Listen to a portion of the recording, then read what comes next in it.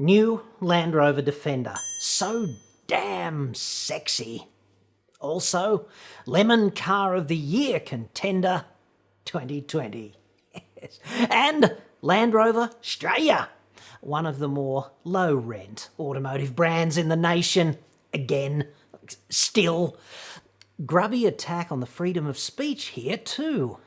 Icing on the friggin' cake. Details next.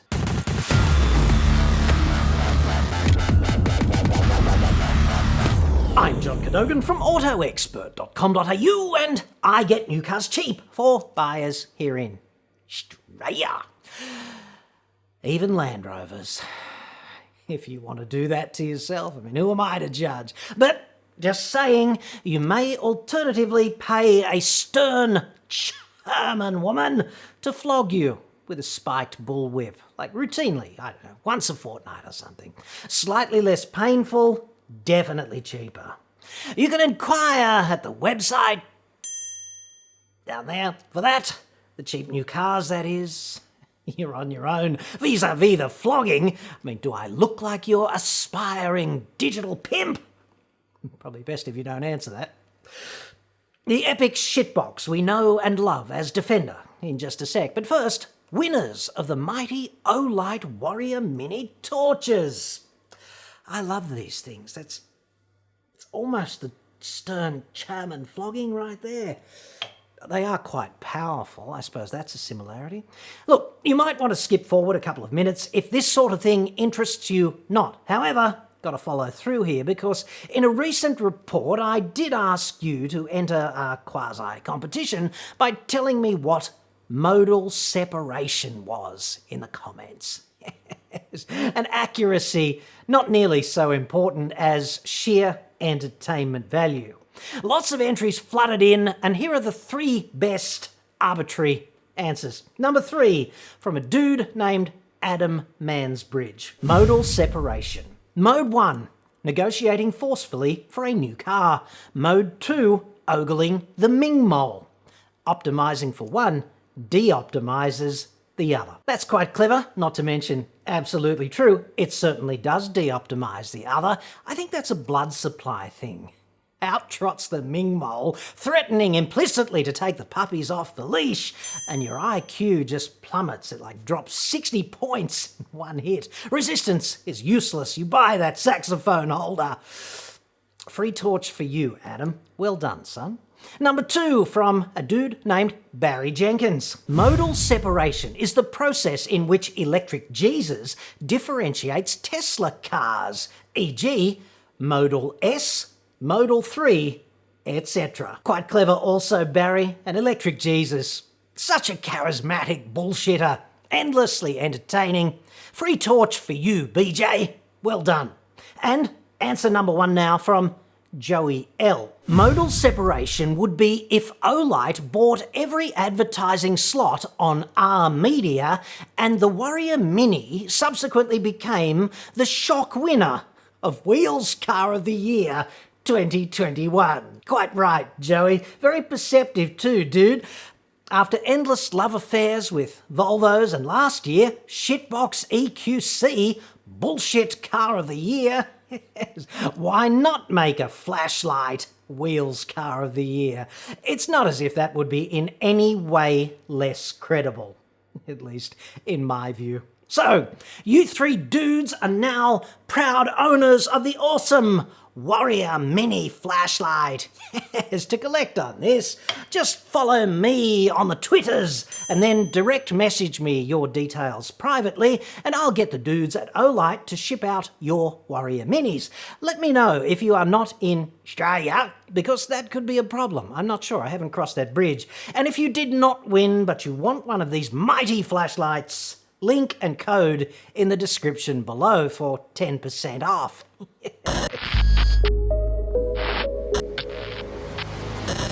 Land Rover Defender now. Such an enduring shit heap.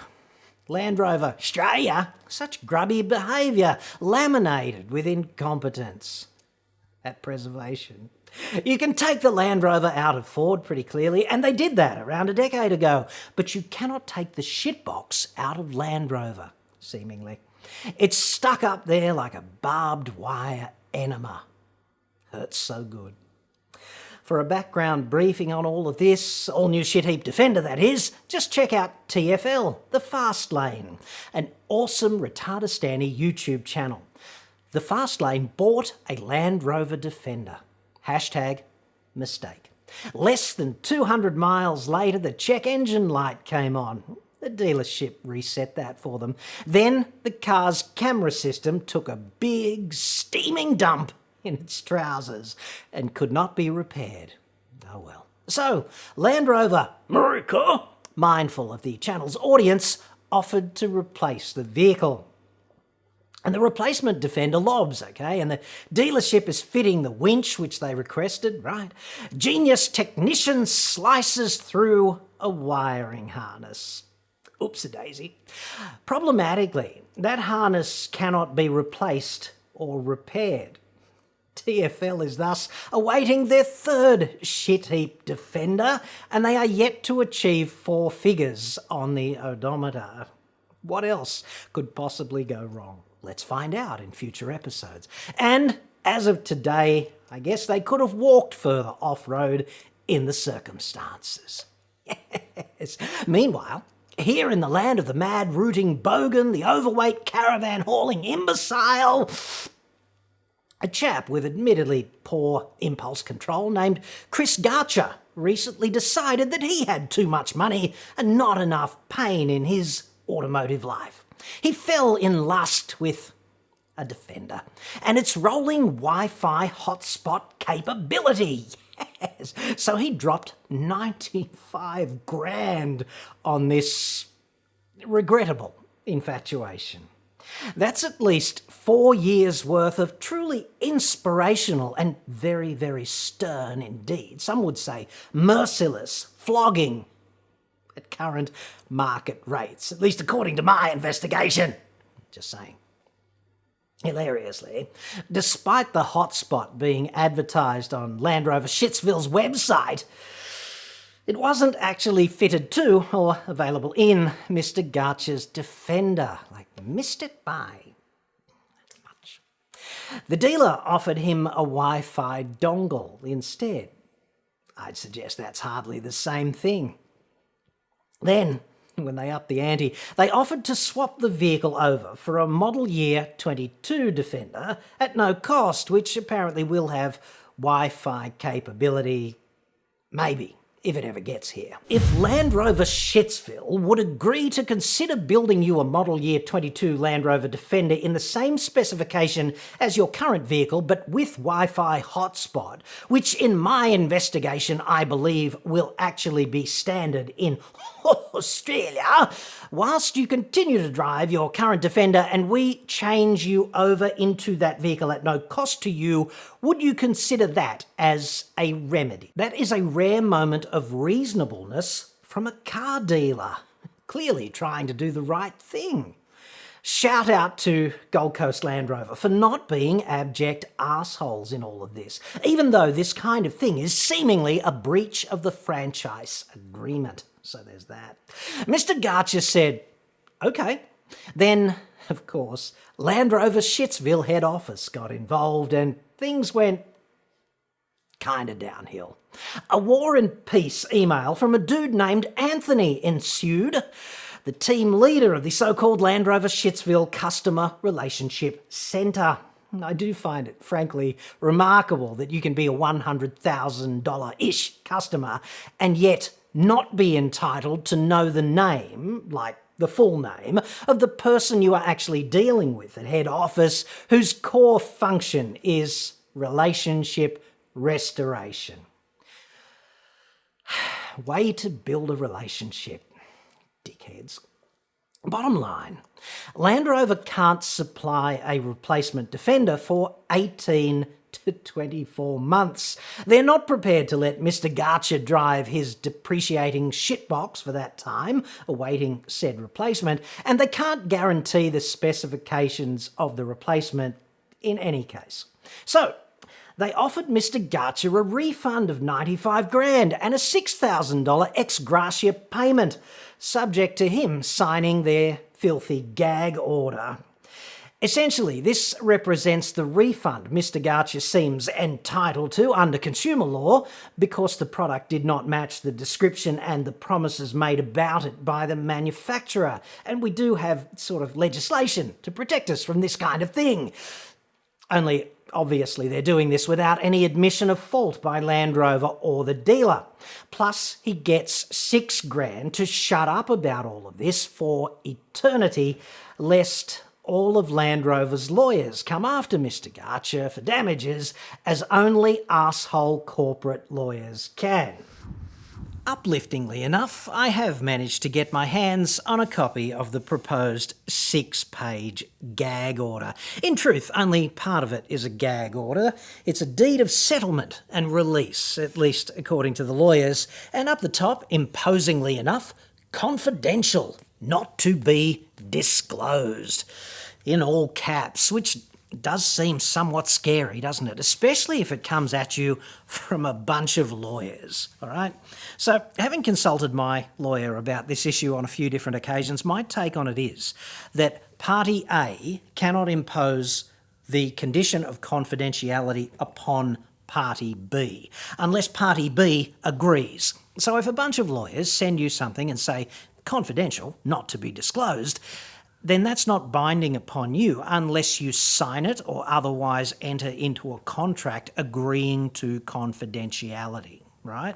So you'd want to be pretty careful, wouldn't you, therefore, if you just send something to, I don't know, a journalist and you say, this is confidential, but I thought you might want to know. Because there's no guarantee that that won't get publicised, and there's no obligation upon the journalist to keep that information confidential, unless there's an underlying contract. And this is kind of a big deal if your job rides on your anonymity or something of that nature. So you'd really want to trust the person you are sending something confidential. Okay, so there's that.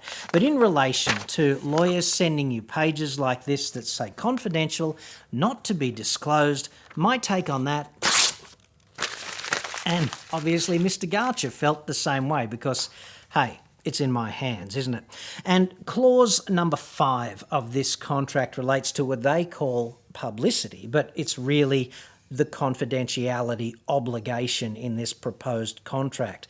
And when you read it, you realise just how far-reaching and just how many speed humps this could potentially throw at you between now and the end of your life, because that's kind of the duration of this sort of agreement. So let's have a little read, shall we? Just bear with me because it's full of legalese, lawyer bullshit jargon, all right? Number 5, publicity. The customer shall directly or indirectly refrain from making any oral or written statement or representation or furnish any information to any third party which A, relates to the background, negotiations or settlement of any dispute between Land Rover Shittsville and or the dealer on one hand and the customer on the other in connection to this vehicle.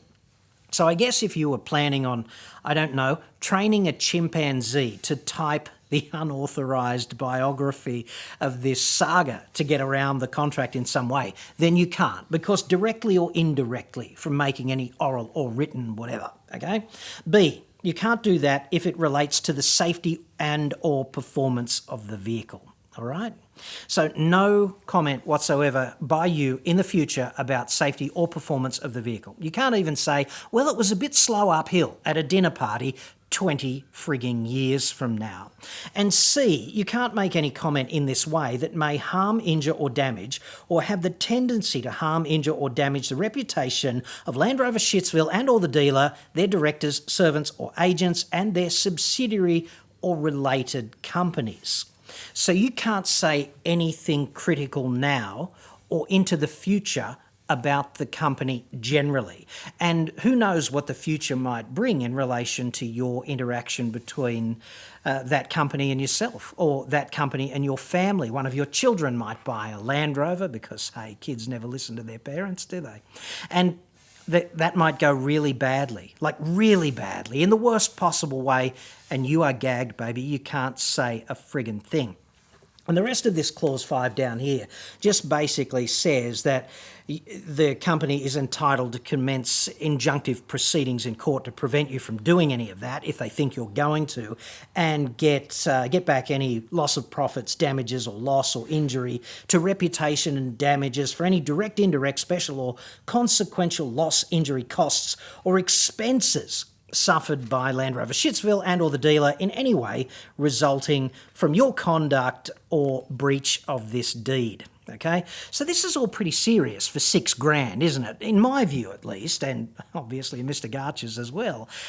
$6,000's a little bit too cheap to be selling that, I'd suggest, you know, particularly when the $95,000 is something that consumer law says you are entitled to without entering into any more of these sort of burdensome clauses and lawyerese, jargon and all of that stuff. You're entitled to the refund because the product didn't match the description that it was advertised as having these capabilities. Like, how hard is this? Anyway, I have to say that I had some reservation about publicising this because I didn't want to make myself a speed hump between Mr Garcha and getting $95,000 back, because $95,000 is a lot of hoot, and I didn't want to make it more of an uphill battle than it's already been for him. I mean, he's already had 1 billion emails in exchange between himself and the dealer and himself and Land Rover Shittsville. So anyway, I didn't want to torpedo that, but it turns out that I needn't have worried. No concerns on their offer, as they wanted to just refund the car and give me $6,000, but effectively put all these conditions on me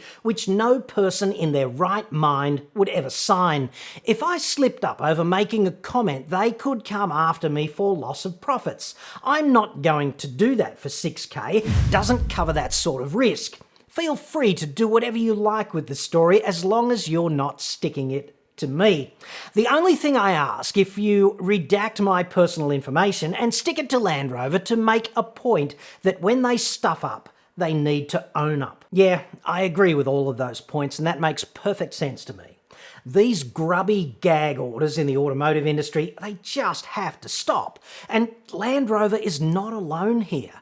Just this year, 2020, my favourite year of all time, and doubtless yours also, I have seen the same thing in general terms from Fiat Chrysler and also my very good friends at the three-pronged suppository we also call Mercedes. What a frankly disgraceful way to have a relationship with a customer. When you go to Land Rover Shittsville's website, okay, you can look at the way they describe the vehicles and their capabilities and the relationship you will have with the vehicles and them. This is huge, right? The relationship part. And I would suggest respectfully to you that car maker websites essentially perform the same function as fluffers on the set of a pornographic movie, metaphorically. It's all about the facilitation of desire. You have to want it, right? And you have to want it bad. You have to want it viscerally. That's what those websites are all about. The promises are all over. This one is from the Land Rover Shittsville homepage, and I extracted this quote today. We've always believed in going above and beyond. This resilience has never been more appropriate. Our global family will do everything we can to support people with the passion and capability Land Rover is so proud of. I don't know about you, but when I read that gag order, it seems to me there is a massive disconnect between the claims the company makes about important matters, such as, quote, doing everything we can to support people by going, quote, above and beyond with, quote, passion and capability. Hashtag FFS. When you juxtapose the two things, right, the claims about conduct and the reality of that conduct, it's almost like a joke that writes itself, only it's not funny. To me, Mr Garcha's experience demonstrates how the company actually behaves towards people rightfully in need of its support. It demonstrates how that conduct is completely different to how Land Rover claims it behaves. A car maker attempting to gag a customer after the car maker makes a $95,000 profit promise, which it cannot deliver. It's morally reprehensible. It's a grubby attack on Mr Garcha's freedom of speech, in my view. Remember, Land Rover is not being generous here. Like, a full refund is a legislated consumer entitlement in these circumstances. Circumstances about which there appears to be no dispute between Mr Garcha, the dealer, and the car maker. It seems to me Land Rover Shittsville is simply not above using its power to leverage Mr Garcha's understandable dissatisfaction and hold out a carrot in exchange for a gag, which seems asymmetric to me and morally reprehensible. The mafia does business this way, seemingly. Like, just change a few details here and this becomes exactly the kind of deal you would have entered into with someone like John Gotti. I'm trying to see an ethical dimension here. I am really trying to see a moral justification for giving Land Rover Shittsville the benefit of the doubt in relation to this conduct. And frankly, I am failing. Maybe I'm just not seeing it. Mark Cameron is the managing director of Land Rover Shittsville. He is a former Ford sales and marketing executive. To Mr Cameron, I would say, you can do better than this, dude. You really can. There is a way not only to recalibrate your organisation's apparently defective moral compass on issues of this nature, but also to serve your own commercial best interests. And who doesn't want that? Instead of placing these onerous and immoral burdens on customers, and it does seem breathtakingly immoral to make the customer pay when you fuck up, why don't you just throw him a bone? Like, refund the car, apologise sincerely for said fuck up, offer him some inducements in good faith, like stick him in a disco for 6 months and a rangy for another 6 and invite him to some, I don't know, VIP drive event. Like, here's a free car for a year and a couple of cracks at flogging a Range Rover through all of this mud. Yes. And please do continue to love us. That doesn't cost Land Rover very much. Like, car makers do this all the time with journalists and footballers and celebrities and social media influencers. It's what they do. This would not only stifle Mr Garcha's understandable critical commentary in relation to your failure to supply the product as advertised, but it would also turn Mr Garcha into a 24-carat Land Rover evangelist. Like, dude, imagine 2 parallel universes. Like this one, where Mr Garcha reaches out to automotive antichrist superstar here in the Fat Cave with this seemingly legitimate complaint exacerbated by your grubby gag order, and another universe where he downplays an honest error which you made and he talks up endlessly the steps you subsequently took to turn his friggin' frown upside down. In the parallel universe, of course, parallel Mark Cameron would probably sell, I don't know, an additional 15 or 20 cars off the back of a move such as this, which would more than offset the depreciation of Mr Garcha's long-term test drives. Plus, it would be the right thing to do, let's not forget. Like, there's that. I don't know if this kind of thing matters to you, right or wrong, or your organisation, Mr Cameron, but it would certainly be far better than this in the context of the public perception of the brand and the way it behaves.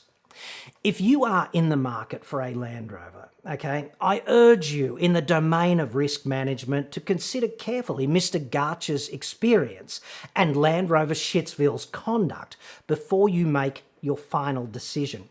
And do not forget to check out TFL's wonderfully entertaining Keystone Cops Defender ownership experience in the USA. And if you buy one, don't say I never warned you.